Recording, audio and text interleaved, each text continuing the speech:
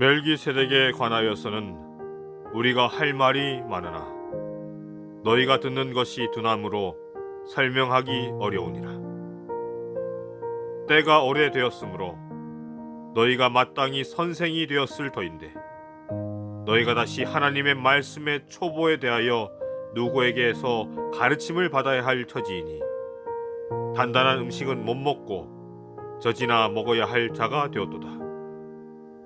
이는 젖을 먹는 자마다 어린아이니 의의 말씀을 경험하지 못한 자요 단단한 음식은 장성한 자의 것이니 그들은 지각을 사용함으로 연단을 받아 선악을 분별하는 자들이니라.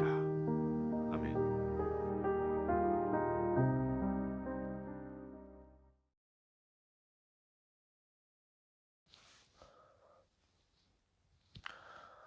성도 여러분, 안녕하십니까? 행복한 안식일입니다.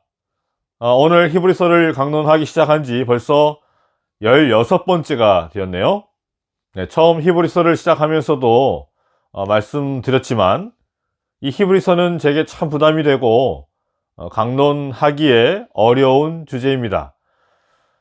사실 진행하면서 몇 번이나 포기하고 또 이 저녁 시간에 좀 다른 말씀을 좀 드리고 싶다는 생각도 했었지만 하나님께서 허락하지 않으셨고 계속해서 지혜를 주심으로 지금까지 이렇게 오게 되었습니다.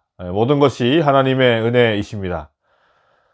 이토록 제가 이 히브리서를 어려워하는 이유는 이 본문의 어려움도 있겠지만 가장 큰 것은요, 들으시는 우리 성도님들께 어떻게 하면 이 중요하고 중대한 이 말씀들을 제대로 전달할 수 있을지 참 그것이 부담이 되고 또 고민이 되었습니다. 이 부담과 고민은 지난번 로마서를 다룰 때도 했던 고민이었는데요. 어렵고 신학적인 내용이 많을수록 따분하고 지루한 말씀이 되기 쉽습니다. 또 설명을 하다 보면 또 말씀이 길어지기 때문에 정해진 그 시간을 또 맞추기도 쉽지가 않은 것입니다. 지금 나누고 있는 히브리서는 너무나도 중요한 내용들이 많기 때문에 빠뜨리고 지나갈 수 없기 때문에 지금 이제 5장을 하고 있는데 설교는 16번째 말씀으로 하고 있습니다.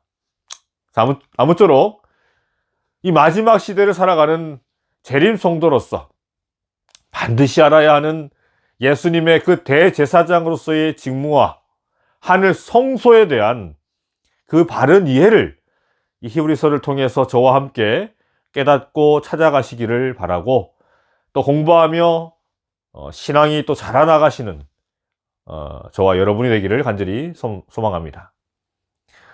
히브리서 5장 11절부터 6장까지의 내용은요, 이제 오늘 나누게 될 5장 11절에서 14절 그리고 다음 한 2시간 정도 할애해서 할 6장까지의 내용은 수신자인 유대인 그리스도인들에게 신앙적인 경고를 하는 내용입니다.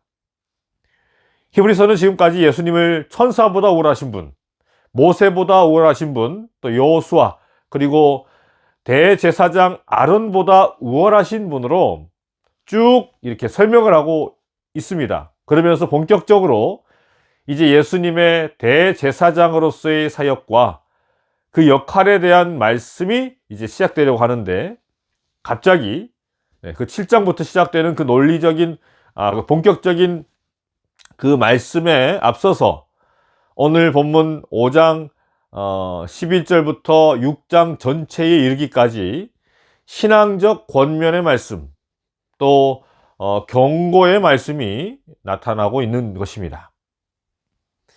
수신자인 유대인 그리스도인들은 너무나도 많은 그 모진 핍박과 또 수고와 고통 속에 빠져서 신앙을 떠나는 사람들이 자꾸만 많아지고 있는 그러한 상황에 놓여 있었습니다.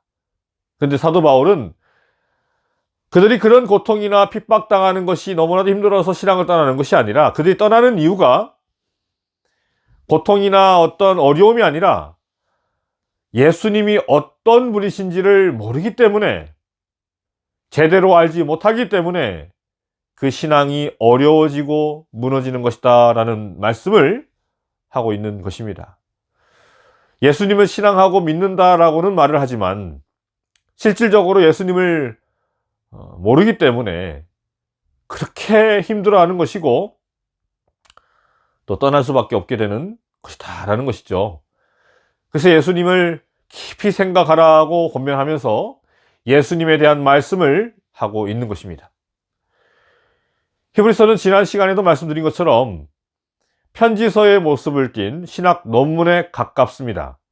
그러나 신학 논문이라 할지라도 정말 중요한 신학에 대한 이야기를 말씀을 적고 있긴 하지만 분명한 수신자가 있는 편지서이기 때문에 그 편지를 받는 그들, 수신자들의 그 현재 처해진 상황과 그들의 그 수준을 생각하니까 사도 바울은 계속 신학 이야기만 할 수는 없는 것입니다.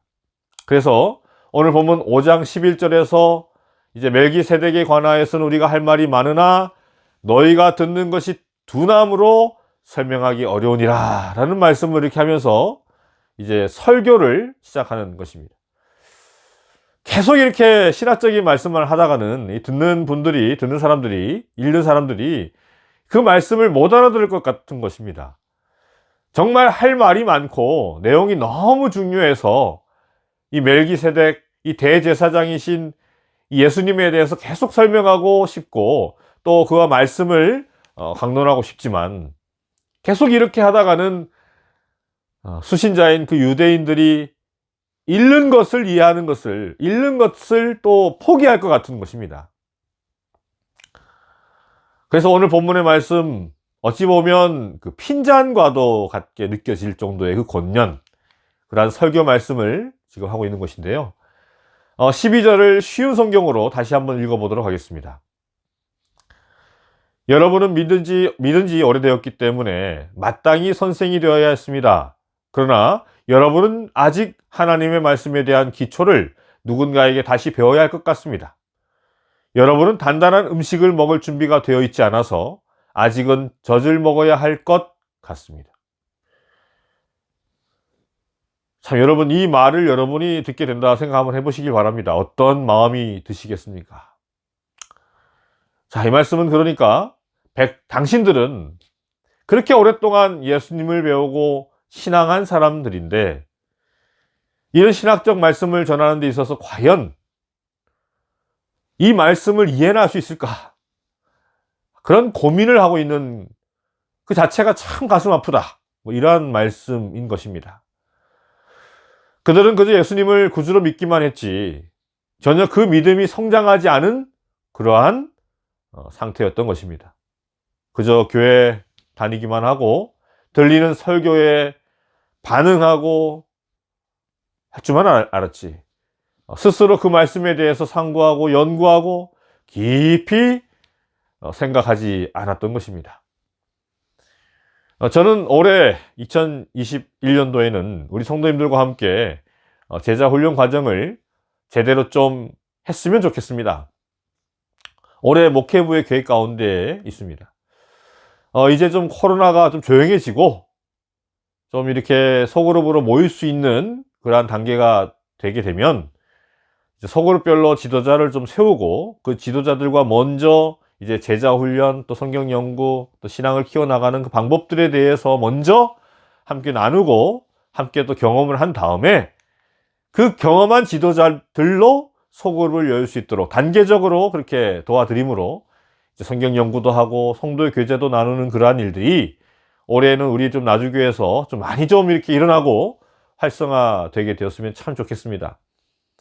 미리 우리 성도님들께서도 마음에 준비하시고 관심을 좀 가져주시기를 부탁드립니다. 여러분, 신앙이란 그냥 때 맞춰서 교회 나오고 예배만 드리면 되는 것이 아닙니다. 그 신앙이 자라나고 하나님의 뜻대로 살기 위해서는 매일 우유나 먹고 또 달고 맛있는 것만 먹어서는 안 되는 것입니다. 저는 참으로 정광자 집사님 댁에서 먹는 음식이 참 맛있습니다. 그런데 그 맛난 음식들을 우리 아이들은 그렇게 좋아하지 않거든요. 그 이유는 말씀 따로 드리지 않아도 여러분 아실 것입니다. 자기들의 그 성장과 또 건강을 위해서는 그러한 음식이야말로, 그러한 건강한 음식이야말로 정말 좋은 것인데, 그걸 모르고 어때요? 네. 건강에 나쁘고 해로운 단 음식, 맛만 좋은 음식만 그렇게 좋아하는 것입니다. 좀 건강한 음식을 좋아하고 많이 좀 먹었으면 좋겠는데, 좀 이제 부모로서 참 답답하고 그런 것입니다. 뭐 하긴 저도 그 나이 때에는 그랬지만, 네, 그렇습니다. 하지만 부모의 마음으로 저러다가 좀, 또 어쩌다가 뭐 병에 걸리지는 않을까. 건강하게 자라야 할 텐데, 그러한 이제 걱정이 되는 것이죠. 마찬가지로 아무리 교회 잘 나오고 헌금생활 잘하고 교회 일 열심히 하고 예수님을 개인의 구주로 모시고 잘 신앙한다 할지라도 그 신앙이 자라서 건강하지 못한다면, 만약 그렇다면, 신앙의 힘이 세지지 않는다면 지금처럼 이 코로나와 같은 어려움이 생기거나 교회가 세상으로부터 핍박을 받게 된다거나 또 마지막에 또 나중에 우리가 당하게 될 그 성경의 예언대로 야곱의 환란, 그 마지막 날의 환란을 우리가 당하게 되면 그냥 서 있는 것조차도 하지 못하고 어쩌면 픽하고 이렇게 쓰러질 수밖에 없게 되는 것입니다. 그러므로 여러분, 이 말씀들을 들으시면서 여러분의 신앙이 얼마나 잘하고 있으신지, 얼마나 건강한 상태이신지 여러분 꼭 점검하시기를 바랍니다. 나는 과연 젖 먹는 어린이에 머물러 있는 신앙인가?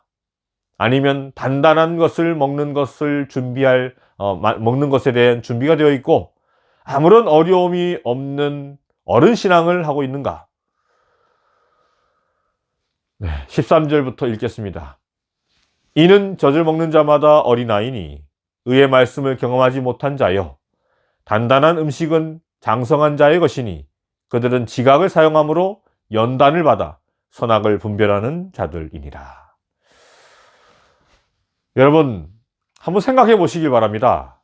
아이를 낳아서 키웠습니다. 그런데 그 아이가 자라서 청소년이 지나서 성인이 다 되어가고 있는데 자기 밥도 못 챙겨 먹고 자기 앞가림도 하나 그렇게 하지 못하면서 이제는 동생이라도 좀 챙겨야 할 때가 되었음에도 그냥 그 모양 그대로 있다면 여러분, 부모의 입장에서 마음이 어떠하겠습니까? 얼마나 답답하고 한심하기도 하고 그러겠습니까? 자, 여기 말씀에 의의 말씀을 경험하지 못한 자요라고 했는데 여기에 경험이란 그저 듣는 경험, 듣기만 하는 경험을 말하는 것이 아닙니다.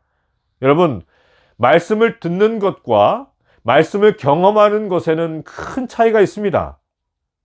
신앙이 자라난다라는 것은 지식이 증가한다라는 말이 아닙니다. 이것은 신앙이 자라난다는 말의 의미는요, 말씀을 그냥 듣는 것으로 머무는 것이 아니라, 아는 것으로 머무는 것이 아니라 경험한다라는 것을 말하는 것입니다. 말씀을 경험하는 것. 자, 그렇다면 여러분, 말씀을 경험한다라는 것은 무엇을 말하는 것일까요? 바로 오늘 말씀처럼 단단한 음식, 너무 딱딱해서 입에서 깨물기도 어렵고 또 소화시키기도 어려운 음식이지만 몸에는 정말 유익한 그러한 음식을 먹는 것이 말씀을 경험한다라는 것인데요. 그 경험이란 14절 마지막에 연단을 받아 선악을 분별하는 자들이니라. 연단을 받는 것이 바로 말씀을 경험하는 것이다 라는 말씀인 것입니다. 제가 올해에는 꼭 제대로 제자 훈련을 우리 교회에서 좀 하고 싶은 그 이유가 여기에 있는 것입니다. 말씀을 경험하고 연단을 받기 위해서 우리는 반드시 훈련을 받아야 하는데 그 훈련은 힘들죠. 여러분, 군대 갔다 오신 분들은 다 아시지 않습니까? 평안하고 즐겁고 기쁘기만 한 훈련은 없는 것입니다. 빌립보서 1장 29절에도 보게 되면 그리스도를 위하여 너희에게 은혜를 주신 것은 다만 그를 믿을 뿐 아니라 또한 그를 위하여 고난도 받게 하려 하심이라 라고 말씀하고 있는데요. 여러분, 뭐라고 하셨습니까? 하나님을 믿는 것은 그 구원의 기쁨을 즐거워하는 것만 아니라 꽃길만 걷게 되는 것이 아니라 주 예수 그리스도를 위하여 무엇도 받는 것? 네, 고난도 받는 것을 의미하는 것이다 라는 것입니다. 여러분, 욥기서에 보면 이런 말씀이 있죠. 주시니도 여호와시요 거두시니도 여호와시오니 여호와 이름이 찬송을 받으실지니라. 여러분, 욥의 이 이야기는 여러분 다 아실 것입니다. 욥이 어떤 경험을 했는지 여러분 다 아실 것입니다. 하나님께서 주시기도 하시지만 가져가시는 분도, 가져가시기도 하는 분이 하나님이시다라는 것이죠. 여러분, 만약 욥과 같은 상황이 여러분에게 닥치면 여러분은 어떠한 반응을 보이시겠습니까? 여러분이 그토록 사랑하고 여러분이 그토록 아끼고 여러분이 정말 그 애지중지하는 그 모든 것들을 하루 아침에 다 잃어버리게 된다면 여러분 어떠한 반응을 하나님 앞에 보이시겠습니까? 시편을 보면 의인은 고난이 많으나 여호와께서 그 모든 고난에서 건지시는도다 라고 말씀하고 있는데, 의인은 즉 참된 그리스도인에게는 모든 것이 다 형통한 것이 아니라 고난이 많다라는 것입니다. 고난이 있다가 아니라 고난이 많다라는 것이죠. 여러분, 이 말씀 이해가 되십니까? 혹시 뒤에 말씀 여호와께서 그 모든 고난에서 건지신다는 말씀만 여러분 기억하고 있지는 않으십니까? 그리스도의 고난이 우리에게 넘친 것 같이 우리의 위로도 그리스도로 말미암아 넘치는도다. 우리가 환난 받는 것도 너희의 위로와 구원을 위함이요 혹 위로받는 것도 너희의 위로를 위함이니 이 위로가 너희 속에 역사하여 우리가 받는 것 같은 고난을 너희도 견디게 하느니라. 너희를 위한 우리의 소망이 견고함은 너희가 고난에 참여하는 자가 된 것 같이 위로에도 그러할 줄 압니다. 자, 여러분, 그리스도의 고난이 우리에게 넘친 것 같이, 여러분 이 말씀이 이해가 되십니까? 혹시 그분이 위로하신다라는 말씀만 눈에 들어오고 그분의 고난이 우리에게 넘친다라는 말씀은 여러분 이해하려고도 하지 않는 그러한 신앙을 하고 계시지는 않으신지요? 고난이 넘친다. 여러분, 이 말씀들이 먹어지고 또 소화가 되시는지 모르겠습니다. 신앙을 몇십 년 해도 교회 직분도 받았지만 이 말씀들에 대해서는 여전히 먹어지지도 소화되지도 않으신다면 여러분, 현재 그 신앙을 한번 좀 돌아보아야 할 것입니다. 여러분, 스스로 지금 어디 자리에 있는지 생각하시길 바랍니다. 어린아이의 신앙인지 청소년의 신앙인지 장성한 자의 신앙인지. 지금 우리가 살아가는 이 시대처럼 고난이 많고 슬픔과 괴로움과 걱정이 많은 시대에 나의 현재 모습은 어디에 있는지, 또 내가 예수님께 가까이 나아가 있는지 아니면 뭔가 예수님과 서먹한 그러한 관계 가운데 있는 그러한 신앙을 우리가 살고 있는지 여러분 끊임없이 여러분의 그 삶 가운데 말씀에 근거해서 여러분 점검하고 돌아보는 그러한 신앙인이 되시기를 바랍니다. 여러분 14절에 지각을 사용함으로 연단을 받는 것이다 라고 하고 있는데요, 여기서 말하는 그 지각이라는 것은 아는 것을 의미합니다. 말 그대로 아는 것을 말하는 것입니다. 여러분, 우리가 마지막으로 생각해 보아야 할 것은 우리가 아는 것을 얼마나 실천하고 살아가고 있는가라는 것입니다. 로버트 풀검이라는 분이 내가 정말 알아야 할 모든 것은 유치원에서 배웠다라는 그러한 책을 썼습니다. 30년 정도 전에 쓴 책인데 아주 유명한 책입니다. 여러분, 이 책을 안 읽어 보았어도 이 책이 제목만 봐도 무엇을 말하는지 아마 조금은 눈치채실 것 같습니다. 우리의 삶의 모든 지식은 어렸을 때에 이미 다 배웠다라는 것입니다. 이미 부모님을 통해서도 배웠고, 유치원 배웠고요. 유치원 안 다니신 분들도 초등학교 다니면서 다 배웠다라는 것이죠. 그러나 나이가 40이 되고 50, 60, 70이 되어도 과연 그 알고 있는 지식대로 내가 살아가고 있는가라는 것입니다. 요즘 꼰대라는 말을 사용하는 것을 어린 친구들에게 참 많이 듣게 됩니다. 이 꼰대라는 말은 여러분 아시겠지만 이 권위적인 사고를 가진 그 어른들을 비하하는 은어입니다. 만약 어른들이 그 알고 있는 그 지식대로, 그 생각대로 바르게 살았다라면, 그래서 그 살아온 모습을 어린 사람들에게 보여주면서 그렇게 말도 실천하면서 똑같이 그렇게 말도 전해 주었다면, 그 지식을, 그 지혜를 전해 주었더라면, 그렇게 어린 사람들에게 어른을 비하하는 그 용어는 아마 다른 의미의 용어였을 것입니다. 여러분, 그런 것처럼 사도 바울은 지금 히브리서를 통해서 너희가 설교를 그렇게 많이 듣고 많은 지식을 너희들이 들었다면 이제는 아는 것에서 그치지만 말고 이제는 삶으로 드러내는 선생이 되어야 할 것인데, 아직도 어린 아이에 머물러서 젖이나 먹고 있으니 참 답답하다, 이러한 말들을 이제 하고 있는 것입니다. 아무쪼록 우리 성도 여러분, 그 듣고 많이 아는 그 말씀들을 그렇게 아는 것으로 끝내지 마시고 그 아는 것을 살아내 보시길 바랍니다. 사람은 오직 작은 일에 충실함으로 연단을 받아 장차 더욱 큰 책임을 지게 되었을 때에도 충실히 행하게 된다 라고 영감의 기자는 말하고 있습니다. 여러분, 작은 일에부터 충실하심으로 여러분 하나님이 주시는 그 연단을 받으시기를 간절히 바랍니다. 한 이야기만 들려드리고 오늘 말씀을 마치려고 합니다. 주 4세기경 교계의 큰 지도자였던 어거스틴이 하루는 꿈을 꾸었는데 죽어서 천국의 문 앞에 도착해 있었습니다. 이야기니까. 네. 그 천국의 문지기가 어거스틴에게 이렇게 물었습니다. 당신은 누구요? 어거스틴은 이렇게 말합니다. 나는 진실한 그리스도인입니다. 평소에 본인이 생각했던 대로 이야기를 했어요.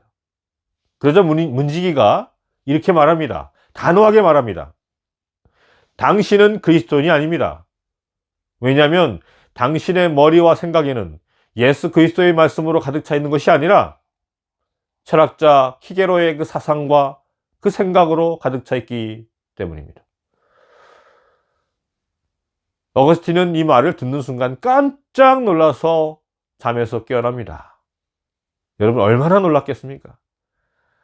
사실 어거스틴은 젊었을 때부터 입으로는 그리스도인이라고 말하면서 살았지만 사실 철학자들의 그 말을 공부하면서 그것에 푹 빠져가지고 그 말들을 마음에 두고 살아왔던 것입니다.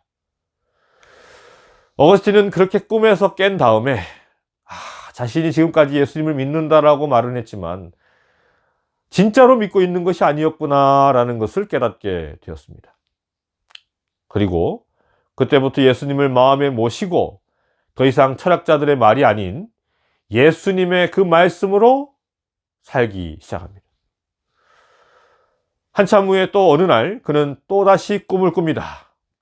그 꿈에서는 이제 예수님을 만납니다. 예수님이 어거스틴에게 물으셨습니다. 아들아 하고 부르십니다. 너는 내게 무엇을 원하느냐?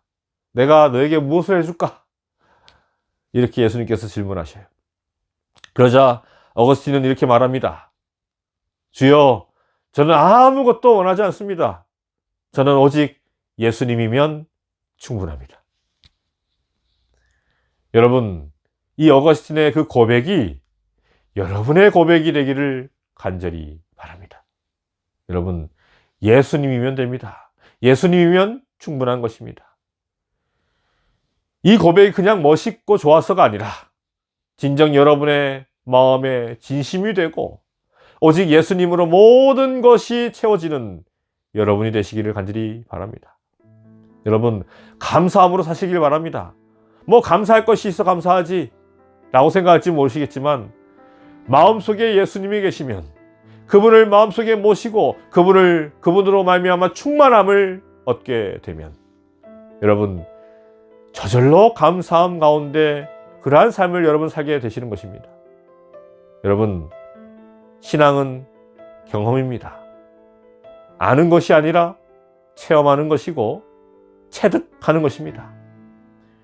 아무쪼록 우리 성도님들의 그 삶에 주님께서 거하심으로 그분이 최고, 그분만으로 체험을 받으시고 만족을 누리며 살아가시게 되는 여러분과 제가 되기를 간절히 소망하며 오늘의 말씀을 마치도록 하겠습니다.